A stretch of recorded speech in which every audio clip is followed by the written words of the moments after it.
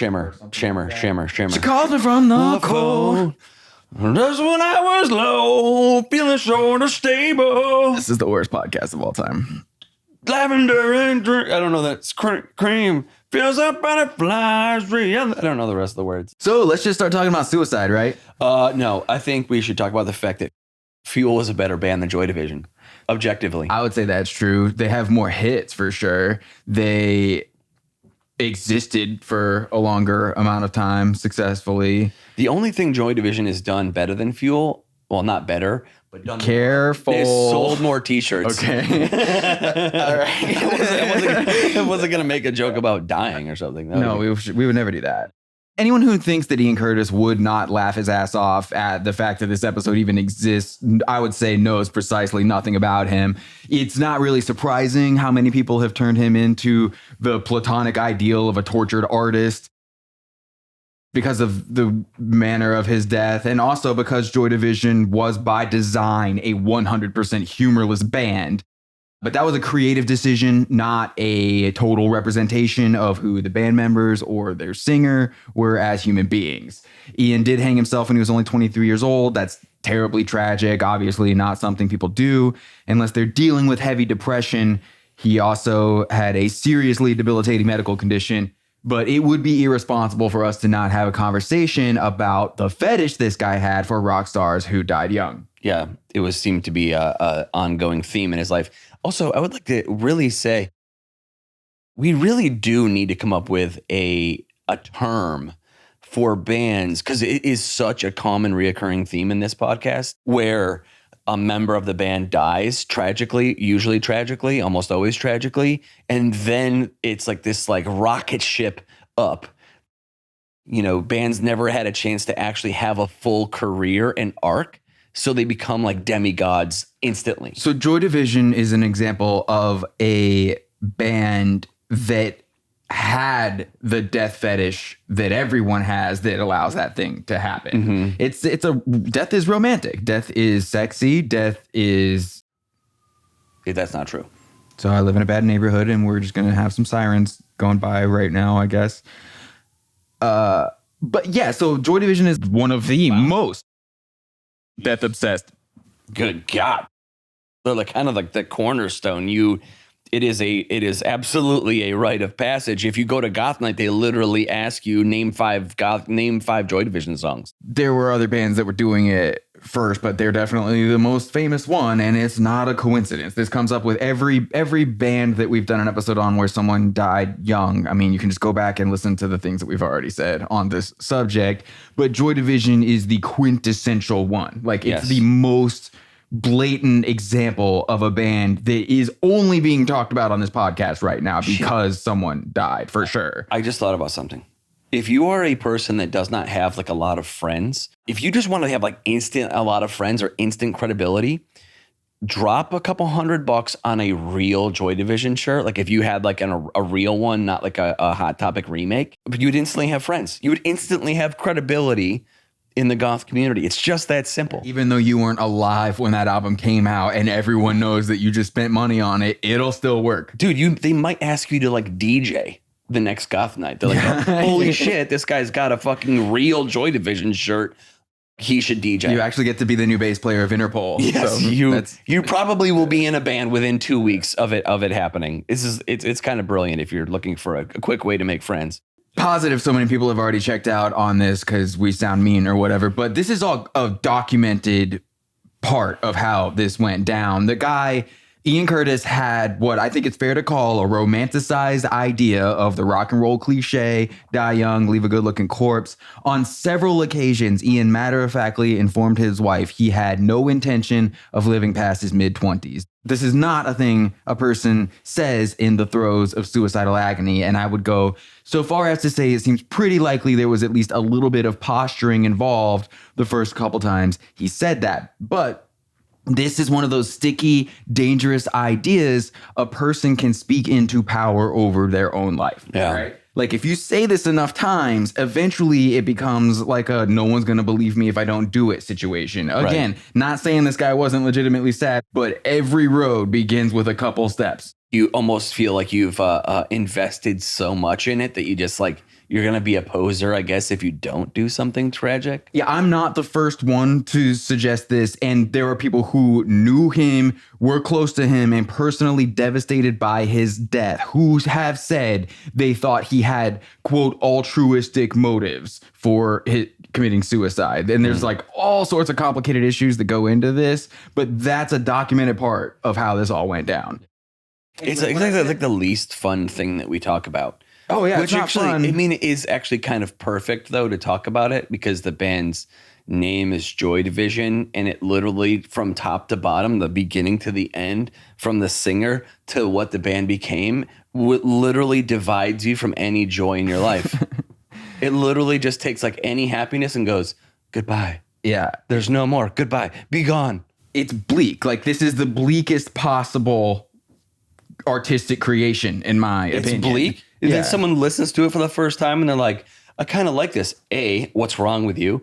B, no, put it down. It's not good. Yeah, not good for then you. Then you decide to read about the band and now you're just instantly depressed. It's just depressing from top to bottom.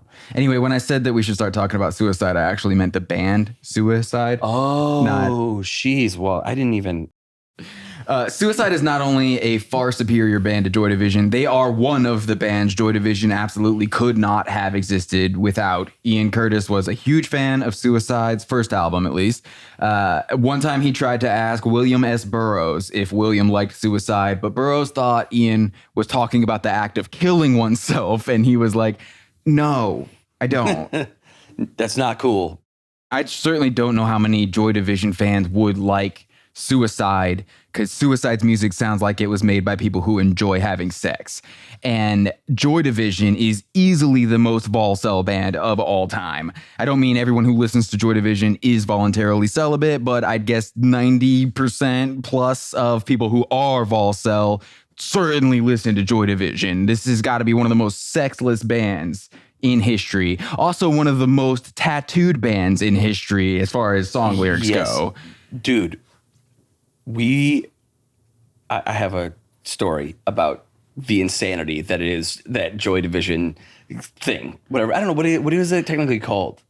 Are you It's talking the about sound wave thing. Oh, the very most common thing. Do you want to wait till we talk about the shirt to do it? No. or- That's whatever that's called. It's a pulsar.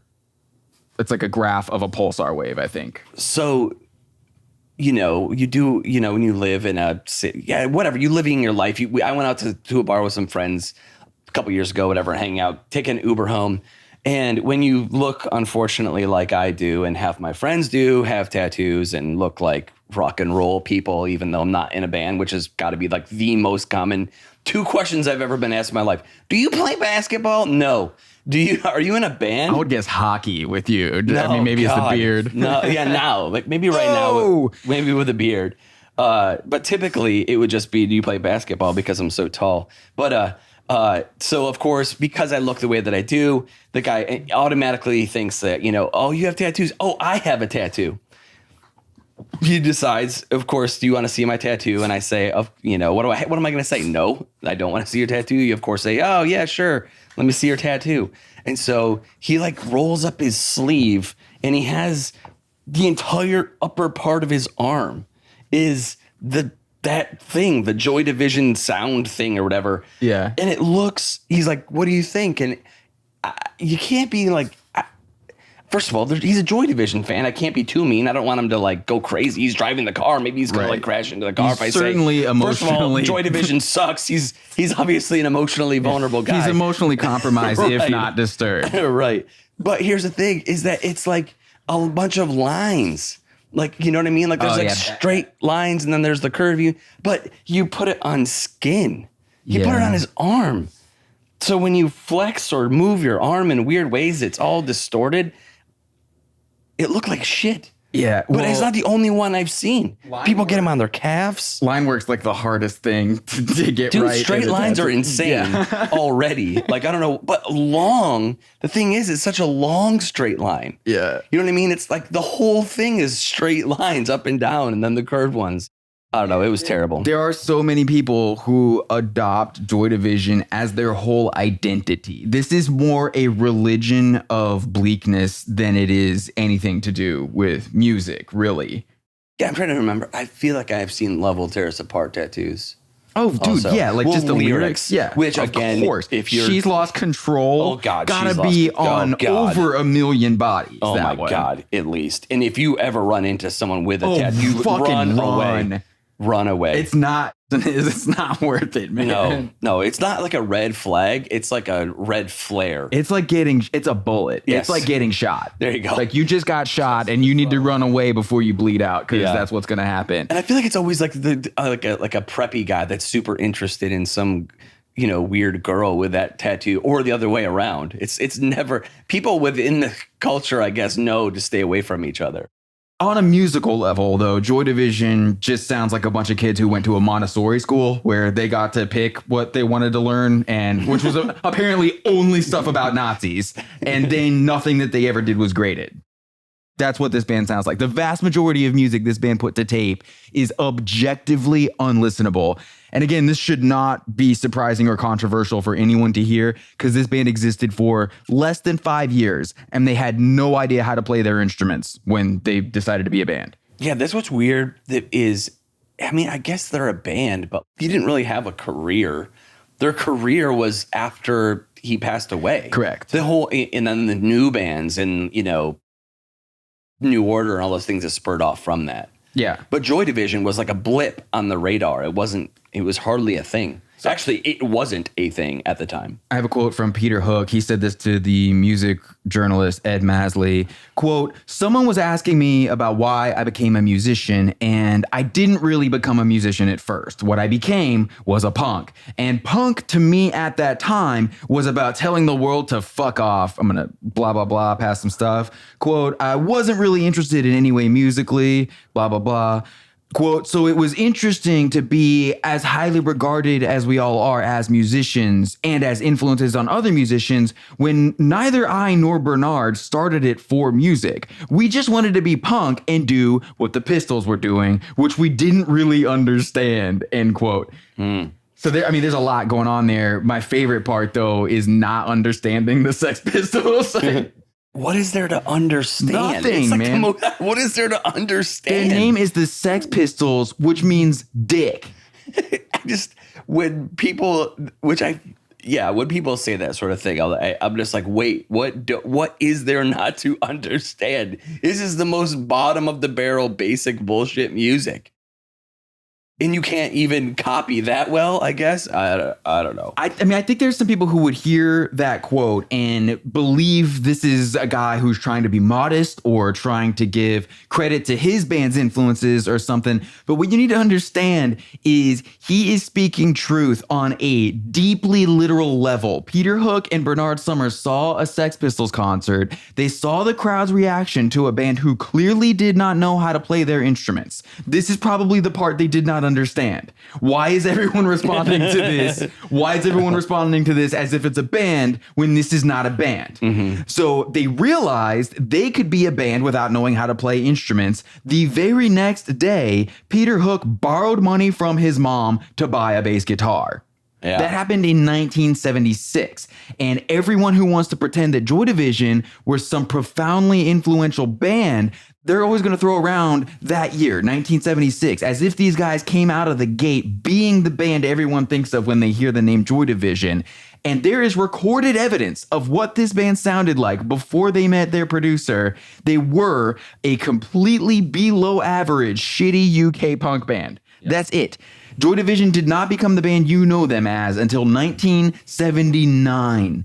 And my source on that is, again, Peter Hook himself, who said their producer, Martin Hannett, quote, created the Joy Division sound, end quote. They first worked with Hannett in late 1978, but I don't think he really started fucking with their sound until the Unknown Pleasures sessions, and that began in April of 1979. Ian Curtis hung himself in May of 1980. Joy Division was the band you hear on album for almost exactly 1 year. Mm-hmm. That's it. When you're listening to Joy Division, you're listening to something that existed for 1 year. Also, can we talk about the fact that it's always the bass player? It's always like, I learned how to play bass the most basic bullshit music instrument of all time. I really like this band. I'm going to learn how to play bass. Because it's easy. It's the easiest bullshit thing. The strings are that big. Yeah, and there's only 4 of them. Yeah. And you only need to know how to play 2 of them, really. Right, really. Yeah. So the first album came out several years too late to be this genesis of goth music that everyone wants to pretend they were. They were not this revolutionary influence on a scene, a subculture, the history of music, and none of that shit. But before we start talking about the albums, we do have to talk about how absolutely moronic this band name is. I don't even really want to say what this band is named after because it is such a terrible thing. But the fact is, Joy Division is a reference to Nazis forcing women into sexual slavery during World War II. Not fun for anyone to think about, as is none of this. It's weird in that it's kind of fitting because it's just morbid and sad and a bummer top to bottom. There's no moment of even a pinprick of light shining through this. It's just a fucked up name with a fucked up history with another fucked up name that almost got called something else that was also tied into Nazism and World War II, Warsaw or whatever. When they were just a shitty punk band, the first name they used was Warsaw. They said this was partly a tribute to the Brian Eno song called Warsaw that David Bowie ruins by howling all over on the B-side of Low. But it was also obviously a reference to the Polish city of Warsaw, which was indiscriminately bombed and destroyed by Nazis during World War II. And just to be clear, I think it's fairly evident the band chose these names in an attempt to reference the horrors of fascist violence and not celebrate it. But the thing about Nazis is they think fascist violence is awesome. So while Joy Division may have thought they were making serious little audio documentaries about Auschwitz or something, they failed to realize that documentaries about Auschwitz are basically pornography to Nazis. They were literally making Nazi pornography in band form. And I don't think he was a Nazi, but there was this pretty sick piece of shit some of y'all may have heard of, known as the Yorkshire Ripper, who killed at least 13 women, violently attacked who knows how many others in the late 70s. Apparently, the pattern of this guy's killings coincided with Joy Division's tour schedule to such a degree that Peter Hook and Steve Morris of Joy Division were actually questioned by police in connection with their investigation trying to catch this serial killer. The thing that's weird if you think about that is like how many people could even, honestly could have even been at their shows. Not a lot. That's the thing. It's not like they were doing stadiums or some shit. It wasn't like they were playing house shows. Right. There wasn't thousands of people. There was handfuls of people there. There's actually a really good chance that someone that they knew or talked to, certainly met, was this person. There's a chance that this person was, encouraged maybe unconsciously by the band's music. Dude, all right, so this raises a lot of questions I don't have the answers to. I would assume the police didn't actually suspect a member of Joy Division of being the Yorkshire Ripper, but maybe they were just asking the band if any of their fans seemed like they could be a serial killer. And first of all, yeah, they did. But second of all, what's that interview like? Yes, officer, all of them. All of our fans could have been a serial killer. But the fact that we have several extremely good reasons to suspect a guy who liked to murder prostitutes may have been interested in a band named Joy Division is a pretty damning indictment of this band name and the entire band, I would say. Like, what if though? Like, unknown pleasures of what? Yeah, exactly. I don't know, man. It's a little fucking weird. Closer to what? I'm just saying, it's a little strange. It's a lot strange, I think.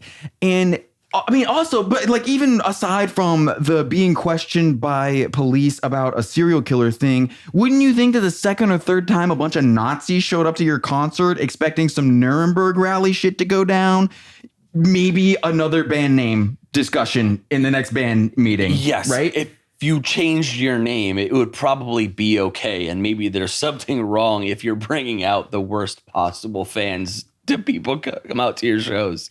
Man, this is really weird. I don't understand why our shows are full of skinhead Nazis. Like, Oh boy. If only there was. If only we knew why. Yeah, if only there was like a way that we could more accurately represent ourselves. We condemn it. What the fuck?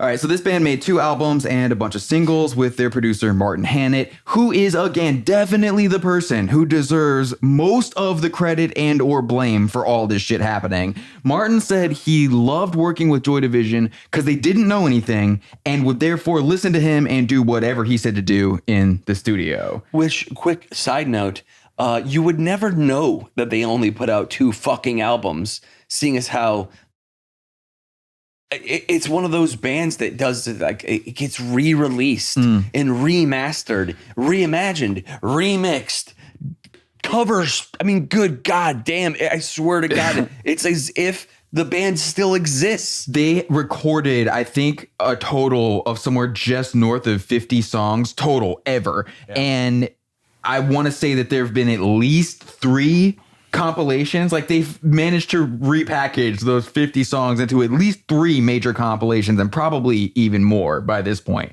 I'm positive that both Unknown Pleasures and Closer have had special edition releases with like bonus discs of bootleg concerts attached to them or whatever. Any way to make money on this that you can. Same exact thing with Nirvana when they put out the stupid garage band or the garage disc thing or whatever. It was like unreleased, half-assed recorded bullshit that just keeps coming out for fucking ever. You would think that Joy Division would just broke up 10 years ago. It's been 30 years. It's time to move on. So the thing about this producer is he's an asshole. Well, he was a really weird guy. He probably was an asshole. But he would do all this weird shit. Like he'd have one of the musicians record their part and then this producer would go manipulate the speed or pitch or run it through some extreme delay effect. He had this drummer set up only one piece of his drum kit at a time and then sit there air drumming his part except for that one drum. Just so that Martin, the producer, could fuck with each piece of the drum kit on its own separate track. So what this guy did is basically take a bad band who did not know how to play their instruments very well into the studio and have them record everything as granularly as possible so that he could take it apart and put it back together the way that he wanted to do it. It's almost as if you're not listening to the real band play. If the whole thing is comped together, it's not him. Nobody's sitting down and playing their instrument more than one note at a time. What would the band? This could be recreated in Pro Tools nowadays. You wouldn't even need a band. Right. It's essentially the same concept of like having someone come in and record all the common words in the English language so that they can then make automated voicemail answering messages out of it, like that kind of thing. They're basically Siri. Yeah. Joy Division is Sad Siri. Yeah, Sad Siri. Also, by the way, Sad Siri, fucking awesome band name if someone wants to get on that. Joy Division cover band, Sad Siri. Sad Siri is a killer band name. On both of the Joy Division albums, half the band initially hated how much the producer had changed the parts they'd put down. So like that doesn't happen. The band actually hated the music basically that they made. That does not happen when the album is what the band themselves consider to be a accurate portrayal of themselves as the band. They're like, wait, this doesn't sound anything like us. They later came to recognize it after it bought them all fucking houses. Sure. Right. Yeah. You can't like keep giving interviews and saying that you hate this shit. It wasn't even what your band sounded like. You've got to like get on board with the story at this point. This sounds like shit. Wait, what does my bank account have in it? Yeah, we're cool with this. Yeah, we meant to do this. This is the exact sound we were going for when we started the band. It was pretty cool how it all came together. So before we get into talking about Unknown Pleasures, I do want to say to everyone, you are so welcome for us not using or referencing this album cover on any of our t-shirts. I don't know, man. Sad Siri with that fucking thing might actually be pretty cool. Should we just start making fake band merch? Like merch for the fake bands that we cut? Balloon Knot t-shirt would be sick. Do you remember that one? Yeah. Is that like, it's like a punk band? It was, Slipknot episode is what we came up with for Balloon Knot. Yeah, Balloon Knot. We could have a whole line of amazing band merch. Rip off the Red Hot Chili Peppers logo. Yeah, perfect. What if we could get sued by Red Hot Chili Peppers and Slipknot in At the the same same time? lawsuit? I think it's Like in the same legal brief. anything's possible. It's worth it. It's a good goal to have, I think. Makes for a great story. The Unknown Pleasures album cover is more ubiquitous than the Misfits skull. And I'm positive far fewer people have any idea that it's related to a band or music at all. Between the two, I think that this hit Tumblr like wildfire. I just remember like the fucking NSYNC version being so popular, and it was Disney did one. It really? Disney did a Mickey Mouse one, and then like found out anything about the band and realized that they Holy shouldn't do shit. it, and they pulled it before. I kind of want one of those. That's actually pretty fucking insane. One of my favorite things ever is corporate. I mean, I guess it still does happen. But back in the beginning of like the internet days or whatever, when popular culture things like memes like that, and it was like, oh, mega corporations that are very, very protective of their imagery doing shit like that without anybody taking 5 seconds to like look into what they're doing and then going, oh my fucking God. That's what I'm saying. It got all the way through the Disney licensing process, I would assume. Yeah. Without them realizing anything about what they were doing. It was just a fashion thing. Goth Mickey Mouse, man. I want to say, I can't remember what the shoe company is, but some shoe company has done limited edition. It was like maybe Converse high tops with the things on the side. No, there's boots. There's Joy Division boots. Nazi boots, you mean? Yes, with white laces. I don't know what that means. Or red laces. What is that about? I don't even know. You know what that's about. I don't know what that even means. But also, my favorite thing about this is, there are Joy Division fans who are all about the music, man, and they're so pissed about what these shirts have become. And I guarantee you, they just lose it once a month, maybe running into someone, because like in the circles that they travel, they're bound to see some asshole wearing some Joy Division quoting shirt. It's no different than in REM when we talked about like, yes, I saw him in '92. When did you? Oh, you saw '93. And I have a T-shirt to prove it. The '93 tour. Oh wait, have you seen mine? It's '92. I saw him in '92. That's exactly the Joy Division thing. That's why I was saying, like, if you invested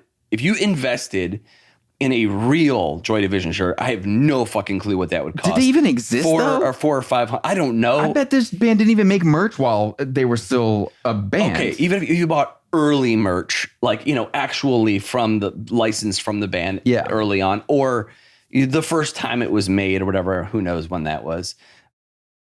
You would instantly have friends, but you would also have to know what you were talking about, because it is one of those shirts that if you wear, everyone automatically thinks you're a poser unless you can name 5 songs, which you can't name the big song. Name 5 B-side rarity remixes, bitch. You can't. Poser. Here's my favorite thing about that happening with this Joy Division shirt, though, is y'all fuckers don't listen to Unknown Pleasures either. You know that you don't listen to that album. Like, even if you're gonna listen to Joy Division, Unknown Pleasures is not the one. You know this album is terrible. You thought you liked the song Disorder for a couple years until you got sick of the ridiculous whooshing sound effects. You got sick of that pretty fast, right? You did like She's Lost Control when you still thought the idea of Crazy Girls Fuck Better was interesting or true. The song Insight sounds like they recorded a toy alien gun over half of the song. One of these songs contains the sound of someone eating potato chips. The actual most annoying sound in the world. I actually have a really big pet peeve about listening to people eat. I fucking hate it. It makes me cringe instantly. Instantly gross. Eating potato chips just makes you want to fucking die. So I just think it's really funny and telling that this is the album cover on all of the t-shirts. If you were to do like a graph or maybe a Venn diagram of bands that people say that they love, I love, but also the most skipped artist on any playlist that they have, guarantee Joy Division is at the top of that list. I love Joy Division. Every time a song comes on a mix, Let's fucking skip this depressing shit. For sure. If you have an Unknown Pleasures t-shirt, you may as well wear a shirt that says, I have to skip nearly all the songs on my favorite album. Yeah. The only songs on that album that are even close to listenable are Shadow Play and Wilderness. And Shadow Play may have the Joy Division lyrics that sound the most like a Doors song. Mm-hmm. Most of Shadow Play comes off like a rewrite of the first verse of LA Woman. It's just City and Night. Come on, man. no, I don't want to. I don't even want to listen to it.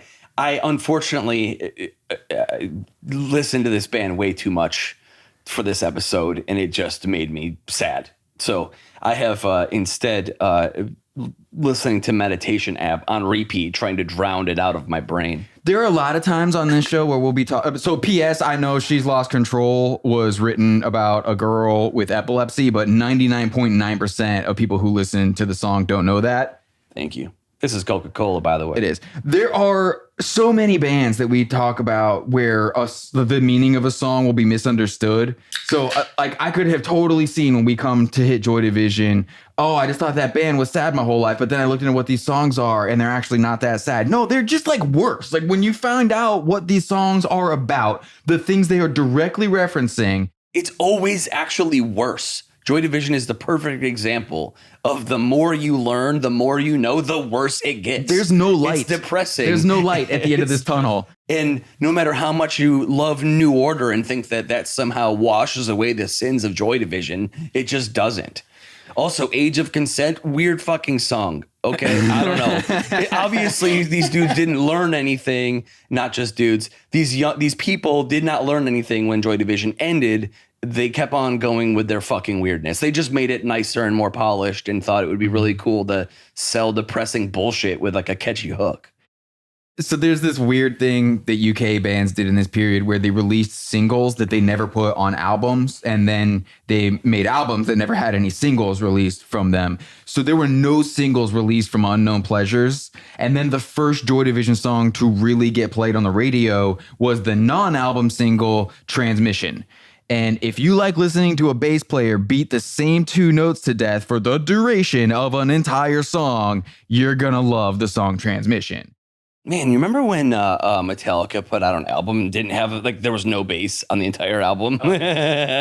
What if that just happened everywhere? That was a sick move. Like, what it would be awesome if they just took the bass out of Joy Division songs. It would be perfect. I would like to hear most of the albums on, say, like Rolling Stone Magazine's 500 Greatest Albums Ever. If someone just took the bass out of all of those songs, that would be pretty interesting. The list wouldn't change. It wouldn't, no. It would just be the same, and everyone probably wouldn't even know that anything changed. That's true. Actually, I mean, could you imagine Red Hot Chili Peppers songs without I literally the was just bass? going to say that. That's the only one that would really be different. That was the only one, I guess. Yes, yeah. And maybe Primus. They're not on that list. They're not? There's no way a Primus album is on the 500 greatest albums of all time. You think so? I would think so, yeah. Maybe not. I don't like Primus. Primus sucks. I actually really don't like Primus. Someone slipped LSD in the water at Rolling Stone magazine that day if there's a Primus album on that list. I would not be shocked. Okay, so now one of Joy Division's first reviews called them the missing link between Elvis Presley and Susie and the Banshees. I do agree Susie and the Banshees were another band Joy Division absolutely could not have existed without, and anyone who does not think so needs to go listen to their album The Scream from the year before Unknown Pleasures came out. But Elvis Presley had nothing to do with Joy Division. It's like just like picking out a name out of a hat. Yeah. It's all just a complete bullshit. So I think what might have happened is I think that this journalist was consciously trying to avoid mentioning what had by that time become an extremely uncool band, which is The Doors. It's also possible that, this journalist probably would have been writing about the song Transmission. So it's also possible that he thought Ian saying dance, dance, dance, dance, dance to the radio was sincere.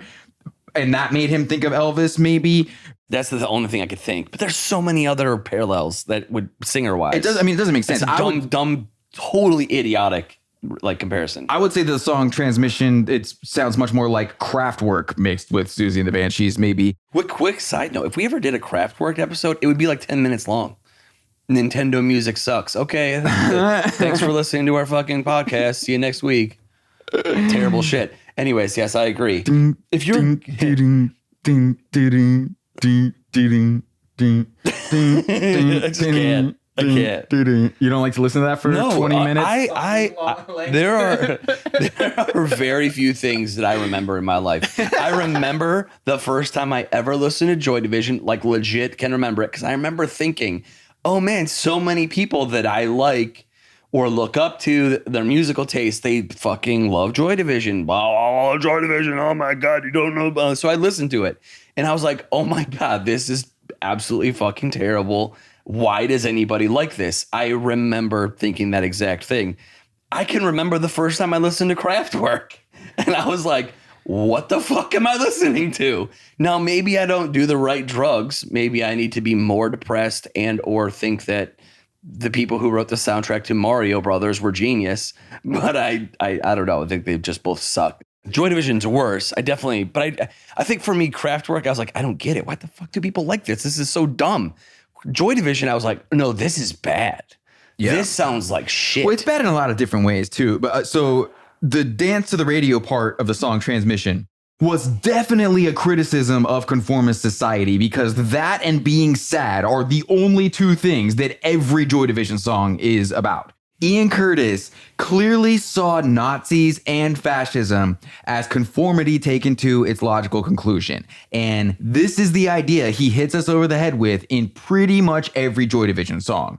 It's fascism as a metaphor for modern society. He is not screaming and yelling about dancing with militaristic persistence and zealous rage because he wants you to dance. He is calling you a member of the Hitler Youth. And honestly, I don't think that either Tool fans or Joy Division fans are willing to recognize how similar their favorite bands are to each other. There's a very direct correlation. It's a lot. And it's not just this antisocial rhetoric. The way Hannett recorded each drum individually so they could be mixed and panned to separate spaces, plus all the delay effects that he's using, it often makes it sound like Steve Morris is doing some wild Danny Carey shit on the drums. And then you've obviously got a bass player taking a much more prominent than usual role in carrying the entire melody of a song.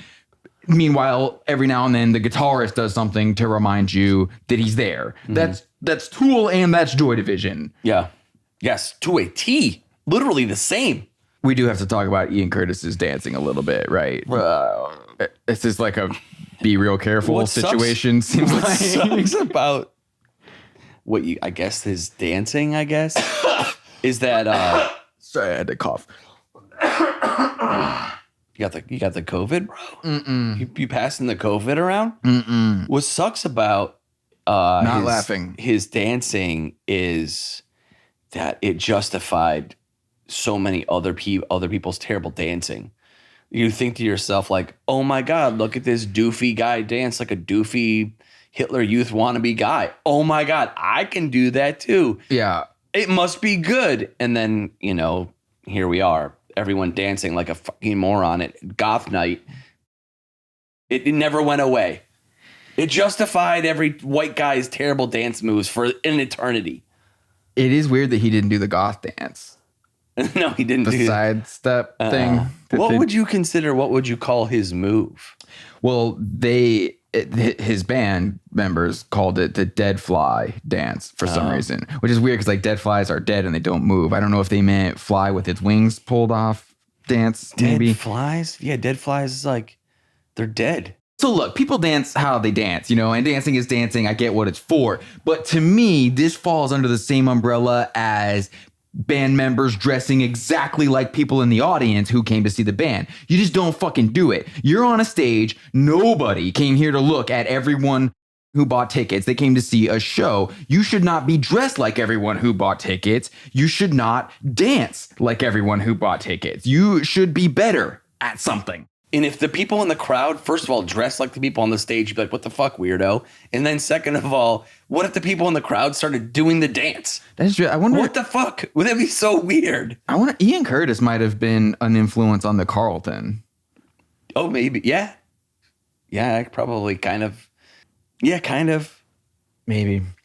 So the next non-album single released after Transmission was the song now known as Atmosphere, but which was originally titled Light and Darkness, but in German, because, Nazis. And this is the one where Ian says, walk in silence, don't walk away in silence, about 100 times. I mean, Ian Curtis was such a bad singer that it's maybe almost admirable. I honestly don't know if it's right to even call him a singer. I'm not sure he's trying to sing. Like, if he's actually trying to hit a specific pitch with his voice on purpose, I certainly cannot tell. Yeah. Is it? I don't know. I don't know. Is there a term for that? Kind of just like talking into the microphone at some weird that's what monotone pitch that anyone and their mother could do. That's what Nico does, and Ian Curtis makes Nico sound like Pavarotti. But again, like with all the you people are the Nazis and you don't even know it, antisocial stuff, it seems plausible he may have been trying to prove some kind of point by not singing well. Like that could have been a comment on singing, as far as I know. It is weird how many bands that people have launched absolute like God tier level musicians that absolutely suck at every aspect of their entire career. Yeah. Oh, the singer can't sing, but their God level shit stained music is amazing. Oh, none of them can play their instruments. Holy shit. It's like unbelievable music. It's just the best. I mean, I would say if this Atmosphere song does it for you, I can only imagine the album that The Cure recorded around the same time would blow your entire mind. The Cure recorded 17 Seconds right after coming off tour with Susie and the Banshees. Robert Smith actually played guitar in the Banshees for 2 months, and the entire album that he made after doing that is pretty great. Yeah, I don't know why you would even listen to Joy Division ever after The Cure becomes The Cure. That's okay. Yeah, well, it was fun. Joy Division, it was cool, but I'm moving on with my life. It's not like you have to accept all the bullshit parts of Joy Division because of how sad everything is. If you're really trying to just go for pure sadness, there are other options on the table. It's musicians. It's like people who know how to play music and sing. Yeah, you might look at the singer of The Cure and Robert Smith and think to yourself, oh my God, that's a grown man that still wears makeup and has goofy hair, and he's 100. But, they did everything that Joy Division did, but a lot better, and gave you actually a spectrum of music to listen to. They didn't just write sad music. Right. There was a little bit more intricacy in their songwriting. If you wanted to have a good day, you could listen to Good Day, The Cure. They got pretty poppy there for a while, for sure. I would say they got very poppy, yes. Yeah. And then the B-side to Atmosphere was Dead Souls, which is the one where Ian yells, "They keep calling me," about 100 times, because evidently if you're Joy Division, you don't have to actually write songs so much as find a 4 to 6 word statement and repeat it ad nauseum. Yeah. Dead Souls is the one that sounds like a 45 of a Stooges demo played at 33 RPM. The Stooges and Iggy Pop have to go on the list of artists Joy Division could not have existed without. Iggy Pop's first 2 solo albums came out in 1977. When Joy Division were still trying to figure out how to sound like the Sex Pistols. And if you've never listened to The Idiot or Lust for Life, then you need to pause this episode and take care of that before you do anything else as stupid as living this long without hearing those albums. There you go. The Idiot was the last album Ian listened to before hanging himself. And not to get too morbid here or anything, but if he made it all the way to the end of the album, then Mass Production was the last song he heard in this life. And holy fuck, what an amazing song that is. I'm into it. Let's go. Because Ian Curtis was dead for 2 months before the album Closer came out, I feel like a lot of people heard it as sort of an unfinished project that they released because it was all they had, and sort of judged it accordingly, not like they would have if he was alive. Right. We'll give him a pass. These songs sound like unfinished demos, but that's because producer Martin Hannett wanted them to sound like unfinished demos. And there are still all those dumbass sound effects all over the place. On the first song, Atrocity Exhibition, I swear it sounds like someone's playing a film projector, but it's probably Martin fucking up a guitar track or something, just like chopping and screwing and twisting it all to shit. They were doing so much cool, weird shit, though, dude. It's like so groundbreaking. I can't remember if it was Peter Hook or Bernard Summer who said that they thought it sounded like a cat being strangled the first time they heard it. Oh, so perfect. Yeah. Let's put it on the record. And also, many of these songs are no doubt still just about Nazis doing bad stuff. But again, because Ian was already dead when the album came out, a ton of these lyrics straight up read like a suicide note, and it is super not fun or funny to get into it. So we're just not gonna, honestly. That's fine. We could just... I mean, the last 3 songs on Closer are some of the darkest shit you will ever expose yourself to, and I would go ahead and encourage you to just not. It's okay to just not. You don't have to witness this. Yeah, it's like, it's like a really shitty movie. It's like, when people tell you, like, it's okay to just not watch it. Yeah. That's exactly what this is. Like, if somebody said, don't watch Closer, the movie, because it's depressing. If you're married, Natalie Portman in a wig one. Yes, Yeah. exactly. Okay. Don't watch that movie. You don't have to watch the movie and get fucking depressed. You don't have to listen to the album and get depressed. Really, even more fitting to this episode, Schindler's List. Like, you don't have to do that to yourself. I've never seen Schindler's List. It's not a fun time. I know. I don't want to see Schindler's List. I'm sure it's absolutely amazing, and I'm sure it's really informative and really moving. I don't have the bandwidth to be depressed for a fucking week after watching it. Especially not at this particular moment in history. Also, when we are planning the sequel, apparently. I just fucking hate fascists already. Yeah. I don't need to know how fucking terrible fucking fascists are. They're fucking terrible. Fuck fascists. Yeah, got it. It's fully covered. So there were, again, no singles released from the album Closer, which is, again, not really a surprise considering Means to an End is the only track I can imagine getting played on the radio without listeners literally calling into the station to complain. And that's only because it's an aggro ripoff of Bela Lugosi's Dead by Bauhaus, another foundational song recorded months before Joy Division started working on Unknown Pleasures with Martin Hannett. Probably also check out the song Dark Entries by Bauhaus because Ian Curtis likely saw the band perform that song live when he went to a Bauhaus concert while recording the album Closer. Because I am not ultra familiar with every single Joy Division song ever made, there have been multiple times where my wife, who I love dearly, she's great, will have like the new wave goth playlist playing in her house, and I'm like, why? I don't know, put the earplugs in or whatever. Maybe you make her sad. Yeah, I don't know. It's just playing in the background, whatever. And I have actually wondered sometimes when songs like this come on, I'm like, wait, is this Bauhaus? I've actually thought that multiple times. Yeah. It has crossed my mind. I'm like, wait a second. Oh, no. And I'm like, what is this? And she's like, oh, it's Joy Division. I'm like, what the fuck? Is this Bauhaus's worst song or is it Joy Division? Is this like a shitty cover of a Bauhaus song or something? So then the big non-album single released at the same time as Closer is, of course, Love Will Tear Us Apart. One of the worst songs ever written or recorded by anyone anywhere. I mean, I don't know, man. It just sounds like the first thing that, some kid gets a fucking keyboard for Christmas and I'm going to learn how to play piano and goes, do, do, do, do, do, do, do. I mean, that's musically nothing happens in this entire song. It starts one way and it stays that way and it just keeps being that way the whole time. Yeah, in real What's weird is that it kind of starts in this like powerful oh shit, what is this song gonna be? And it's then like you know what I mean? Like it's really cool, and then it goes do do do do do.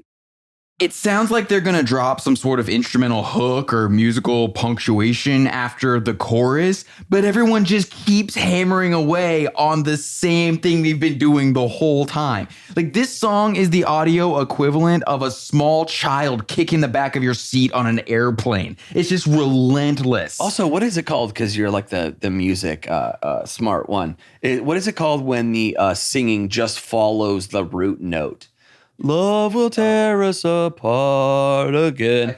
It's like, you know what I mean? Like technically it's called the Ozzy Osbourne syndrome. Okay. Yeah, that makes sense. Where the singer just sings the riff. Exactly. Yeah.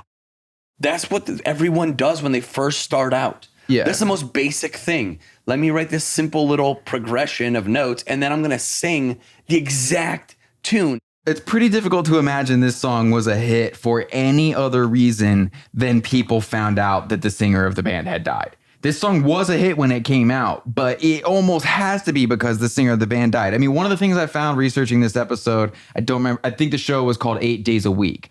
Like a show in the UK. It seemed like the purpose of the show was to have a live panel who then like did a discussion of recent media. Mm-hmm. So on this one, it was Morrissey from the Smiths, George Michael from Wham, and then some other guy I don't know. And one of the things they were talking about was a book that had just come out about Joy Division. And this is way before the story had been canonized. And like, we're all supposed to know that this is one of the most important bands of all time. And both George Michael and Morrissey accepted as a matter of fact that none of them would be talking about the band if Ian Curtis hadn't died. Morrissey, before we look at the book, perhaps you could try and explain the extraordinary appeal of Joy Division and now New Order, speaking as a fellow Mancunian. I don't know whether I could explain it. I mean, they're treated quite unlike any other band in Britain, yes, really, aren't they? I think most people's vision of Joy Division is entirely coloured by the death of Ian Curtis. And it's always really the really only factor that people seem to discuss. Joy Division were one group that I really didn't take to that much. Did you used to go and see them in Manchester? I saw them a few times by accident, but I can now completely appreciate their appeal. But I look upon Ian Curtis and certainly New Order as neither singers or lyricists, but as symbolists. I think they were quite accurate, and they had the spirit of the times. But I think it was totally false. It was like people saying, well, yes, this is how life is, totally without emotion, which of course they weren't. And we are totally hard people, which of course they weren't. It was like this complete affectation of people wanting to be something that they weren't. I find it quite sad, but in a musical sense, I hear nothing whatsoever. Mm-hmm. Like, but also what's really weird is apparently George Michael was a huge Joy Division fan, and specifically the B-side of Closer, which is just like, again, the darkest shit that's ever been recorded, maybe. So strange. And it's really, really, it's kind of sad, honestly, to think about George Michael sitting around listening to that. George, I wouldn't imagine you as a Joy Division fan. Maybe I'm wrong. You might be wrong. I might be wrong. And I actually really liked Joy Division, or particularly their second album. What? Closer. I thought Closer. The second side of Closer is one of my favourite albums. It's just beautiful. I mean, like musically. 24 Hours sounds like. I can't remember. There was The Eternal and 24 Hours. There's just 4 tracks, which I don't even know the listing of, but they're just beautiful musically. I didn't actually see it. I thought their image all the way through liking them, I thought their image was pretentious and contrived, and it did have very fascist elements to it. But I thought the music was great. I thought it was quite good the way they didn't harp on about the death, because that was like, I thought that was almost like them. It could almost have been engineered. It was like awful. It was the way that they were elevated after Ian Curtis' death was really sick. But they both, George Michael and Morrissey, are just so matter of fact and on the record about this song blowing up because of Ian Curtis's death. I mean, and I swear there could not possibly be another reason for it. You could hear the drummer completely fuck up his part at least twice in this song. This is one of those songs where Martin Hannett didn't have the drum parts all separated so he could put it back together. You can tell you're listening to a live drum part, and the drummer like completely biffs at least twice in the song. And what's crazy about Love Will Tear Us Apart is that I just saw, I guess it was 2 summers, maybe a couple summers ago now, we saw, went to Riot Fest and got some free tickets. I didn't buy them. I don't support music. Okay. They were given to me. I'm just kidding. But I saw New Order was like the headliner, and like they, play all their New Order stuff and, their ultra pop, fun, fancy stuff, whatever that they play. But then they finish their set. The last song they play is Love Will Tear Us Apart. Talk about just taking a shit on everything you just finished. Oh my God. But the thing is like they do it like in this like kind of upbeat way, but it's weird because you're like, well, that's not this song. You're trying to New Order this song that you wrote that's actually really fucking depressing. But what's crazy is that it's just a shitty song. It's dumb. It's not even good. So it's bad. There's these people on stage that have been playing this shit for like literally almost 40 years at the time. The real interesting thing about New Order to me is, I mean, of course, and obviously New Order is like 100 times better than Joy Division as a band. No comparison. Probably strictly because they realized they should let computers do half of their job. Yeah. Okay? Yes. By that time, it was just like, oh, wait, you're going to play keyboard? Okay, let's really like focus on the keyboard and all the weird sounding shit we can do with that. That way the drummer never has to learn. No one has to learn how to do anything in the band except for the keyboard player and the producer, because it's always about the fucking producer. Always. Yeah. It always will be. It's always about the producer. Most of the bands on this podcast owe everything to their producer. And that's how those bands ended up on this podcast. Yes. If you are in a band right now, don't listen to your producer. Yeah. And we may never do an episode on you. Perfect. We could actually, that is true. How many times we have talked about how the producer is the one that made the songs what they were. How many times the producer fixed. Dude, I actually know stories of bands that are huge bands where the guitar player could not play guitar and they would actually comp their guitar together. Yeah, and they come in the studio. Oh, I don't remember playing that. Well, because they never fucking played it. You didn't play that. You didn't play it. Dude. It's either the producer did everything or the producer secretly hates the band. I would say that covers 90% of the bands that we've done on this show. Yeah, and then it just backfires in their face. I don't know who's the most depressing band, but Joy Division's got to be one of the most depressing bands we've ever covered. Easily, man. I can't even think of who would be sadder. The Shins, maybe, but not for the same reasons. Yeah, different. I mean, any episode that we do where someone's dead is kind of depressing just by nature, but usually their music isn't just only depressing. It has depressing elements. Like, so when we do Alice in Chains, well, yeah, it's fucking sad that the dude died, you know, and there's some depressing songs. I would put Alice in Chains right up there with Joy Division as far as depressing music goes. I would say that they honestly. just have a couple songs that aren't. Except when they were a good hair metal band before they became depressing as shit. Yeah. Early Alice in Chains, way better. How much just depressing shit has been made because of these bands, though? Like movies, like singles.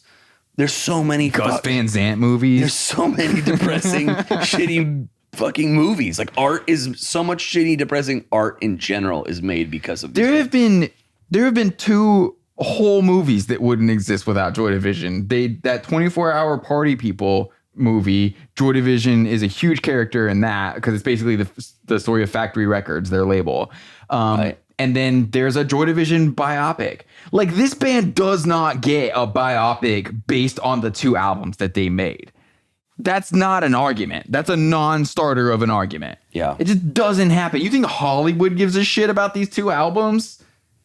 They don't. The truth is, too, is if New Order never existed, if all the members of Joy Division decided to just go their own separate ways and become teachers and whatever else they decided to do with their lives, we probably would not be sitting here talking about Joy Division. Maybe. There's a good chance that we wouldn't even be here. I really want to know when the t-shirt thing started, man, because do you realize how you could make a mint selling fake vintage Unknown Pleasures t-shirts? Like, even and especially if the band never actually made them while they were still a band. Yeah.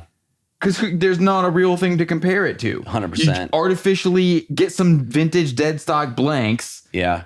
Artificially distress your screen print job. It would have to be screen printed because that's all they would have had. There's already just huge money in that shit, but definitely, honestly, for a fake Joy Division shirt, I would not be shocked if you could like $400, $500. Dude, easy. Like, and you could be like, this is one of the originals, whenever even that was. Like, who was the first person to do that? I have no clue. I think you could get like close to $1,000 for it, honestly, because It's possible. see even in the vintage stores that are starting to pop up here now that shit's getting too overpriced. I've seen just like vintage shirts that are just a tour short from some like a Journey shirt that's like $300. Yeah, I would say that Joy Division has got to be so much more. I mean, goth kids aren't spending their money on dating, so. They're not spending their money on anything. They literally sit at home and do what goth kids do. I don't even know what that is. Wait till the next goth night. She's lost control again. She's lost control. I think we have comprehensively covered all of the reasons why, if Joy Division is your favorite band, your favorite band sucks.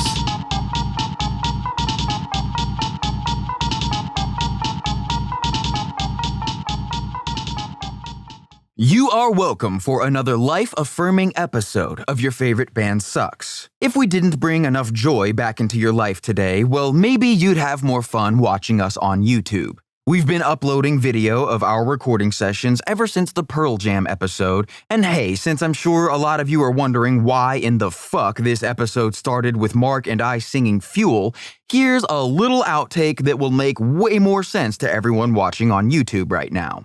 App is short for application, not appetizer. You learn something new every day. It's gotta get turned this way. Cause of me? Cause I'm far away? You're so far away. Too far away for me to hold. Is that like, Too far away. That is a song by the band Fuel. yeah. Yeah. Hemorrhage? Is that the name of that song? That is the... Maybe. No, Hemorrhage is the love lies bleeding in my hands. In my hands again. Yeah, that's Hemorrhage because it's about bleeding. Is that good? That yeah, that looks good to me. Nice. I guess. Yeah. Maybe a little bit more towards me. Is that what you were thinking? Yeah. Okay. Yeah, that's probably good. All right. The song that I was singing was Recording, preview not available. either Shimmer or Glimmer. Shimmer. She called me from the cold. That's when I was low, feeling sort of stable. This is the worst podcast of all time. So yeah, exactly what you'd expect. Just Mark and I singing some late 90s, early aughts alt rock while getting our cameras set up. Definitely go to yfbspod.com to buy some official podcast merch and grab links to whatever episodes you feel like bumming your friends out with on any given day. And when this podcast returns, we're gonna do something that many people have requested, which is talk about some songs we do like. And we've decided the best way for us to do that is by taking advantage of a feature exclusive to our new host, which allows us to insert full songs into episodes. However, this only works for people listening on Spotify. If you don't want to listen on Spotify, hey, we fully get it. There is a reason I just plugged our YouTube channel, where we will also be uploading the next episode in an oh-so-trendy right now reaction video format. So yeah, if you want to hear or watch us talk about some music that doesn't suck, those are your options. See you there.